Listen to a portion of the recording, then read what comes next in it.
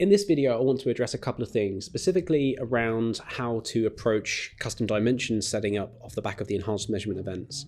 And the reason this is, well, the reason I'm making a video all about this is because there's two types of data in Google Analytics 4. We've got the front-end data, so that's the data we've got in the reports workspace. This is also the same data that you get in the API, and that's the data that we're using if we're using things like Looker Studio, Tableau, Power BI, and building dashboards over there. That's the data where we need to define things like custom dimensions and custom metrics, and that's actually a subset, aggregated, processed, neatened up version of the data.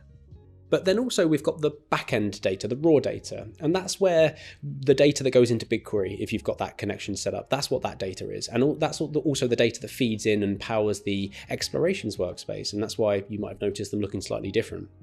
And the difference between the two is that the raw data is the raw data, and all of the events and the parameters of those events are fed into the raw data set. So you don't need to worry about setting up custom dimensions or metrics to affect the BigQuery data export, for example. That data is just there by default. There's actually no concept of custom dimensions and metrics over in the BigQuery export. However, if we want to get some of that data kept in the reports workspace and the API, we need to define them as custom dimensions.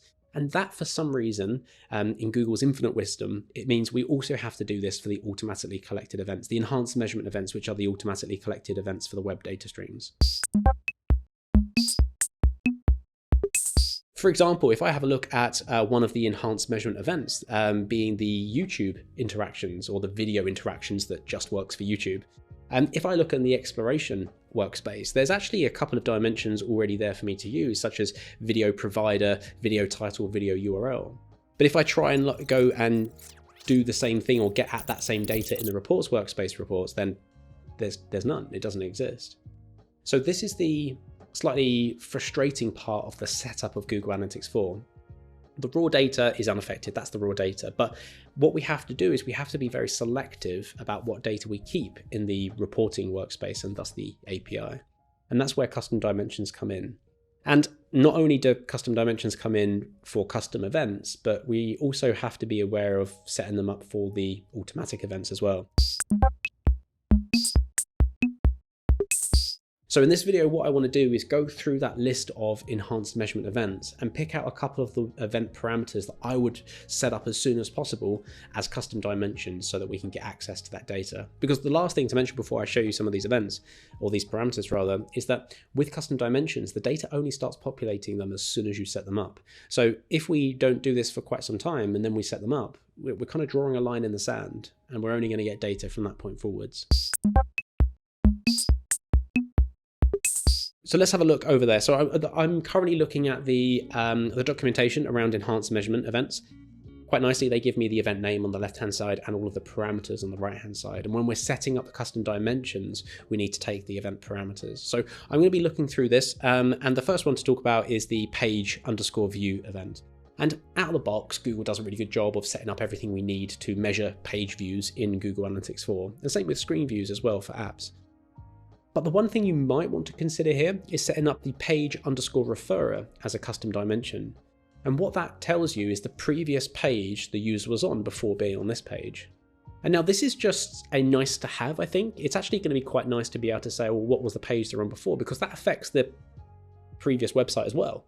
So they could have been on a previous website, they could have been on your website, but just understanding what the previous page was to where they are now is actually a really useful thing to have. And it's, again, not there by default. So if you wanted to set that up as a custom dimension, go ahead. It's going to be available to use from that point forward. The scrolls, there's nothing really to mention about scrolls. Out of the box, without doing any intervention at all, it's tracking the 90th percentile, so when users get to 90% depth on any page. So there's no need for any parameters there because it's the same thing, it's always 90%. However, if you are going above and beyond and implementing some additional scroll events at different percentages, let's say you've got a scroll logging at 25, 50, 75% depth as well, then probably having the scroll depth as a parameter will be really useful because you want to know not just a scroll occurred, but what depth down the page did they scroll. So out of the box, you don't need to worry about it, but if you are going and adding more scroll events in yourself, then make sure to add a custom dimension for the depth. There's two next that I want to talk about together, and that is the outbound clicks, which are the click event, and the file downloads, which actually is the file_download event. Because both of them have or share the same kind of parameters, because fundamentally they're the same kind of action the user's taken. They're clicking a link that leaves the website. It's just that the click events go to a different website, and the file downloads go to a file. They go to a .mp3 or a .xlsx or .pdf extension. The thing that I would look at here is actually looking at the link URL. And the reason this is important because a click occurred will tell me what link it was, or a file was downloaded to tell me what that file was.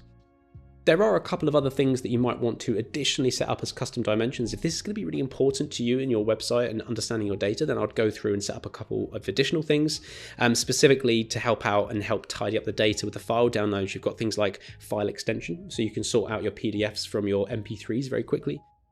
But for me, it's just about that link URL is going to give me everything I need and gives me enough for me to be happy with, at very least, the beginning of setting up all this up so that I get that historical data.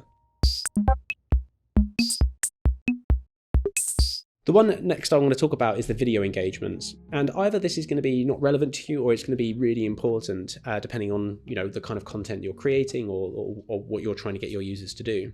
But this looks at only embedded YouTube videos, and the first thing, and I sound a bit like a broken record when I talk about this, but the first thing when someone says, oh, a video was completed or a video was started, the first question is, well, what video was it? And this again is not set up as a default dimension in Google Analytics or the report workspace at very least. And this is where I'm either going to pick the video title or the video URL. Either way, it doesn't matter. It tells me what the video was. I can either take the URL and look that up, or I can look at the title and pull in the text of the title into the data. If I'm really interested in the video engagement events, there's actually the video progress event. The thing about the video progression event is that actually logs at 10, 25, 50, and 75% duration. It's kind of like the scroll event. So the first thing I need to know is, well, what percent did they get through? Because just knowing that 5 progression events occurred for this watch wasn't very helpful. I need to know, well, what percentage did they get to? And so looking at the video_percent, that is going to be the one that's going to tell me that for that specific event. It's not super relevant for the video complete or the video start, but if I wanted to go down into the detail of the progression, then that's something I'd need to set up as early as possible, really. And the last one to mention is the form interaction. So this is the form start and the form submit event. And those two events, again, just like all the other events really, a form was submitted or a form was started. Well, what form? Quite often we can't just rely on the page URL, which is defaulted, set up for us automatically anyway. Because what if there's 2 forms on the page? Or even, you might not think of it as 2 forms, but you might have a newsletter sign up form in the footer, and you might have a main form on the page, and there's no way of pulling them apart or telling them apart in the data. So for me, I'd either go with the form ID or the form name, depending on how you've tagged your forms or the web developers have built the forms. It might be slightly different for you, but for me, I go for the form ID. That tells me what form was submitted, and at least I've got a sort of back-end record where I can look up the type of form. Specifically, if you're lead generation or B2B and you want to get some forms set up as conversions and some forms may be less relevant. And so you need to have a way of identifying what forms have been submitted, because some of them are going to be conversion events, some of them might be important, just not as important.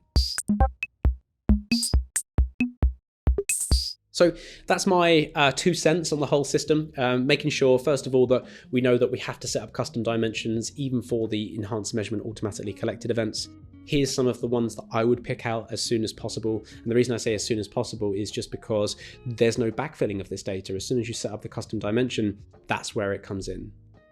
The one thing I didn't mention, but I think we covered it in the previous video, is the site search or the view search results event. And just the first thing I would say again is just set up the search term as a custom dimension, because again, knowing 10 searches occurred is great, but knowing what searches were searched for, what terms were searched for, is going to be really important. But I think that covers it. There's enough there anyway, but you get the idea of my approach to this kind of thing. This might change over time. By the time you watch this video, this page might be different. The enhanced measurement events might be different. But please check that resource I've put in the description. That's the link I'm looking at now, and that will be kept updated. So if there's anything new and of interest to you in there, then pull it out into a custom dimension while you're doing the setup. It's worthwhile.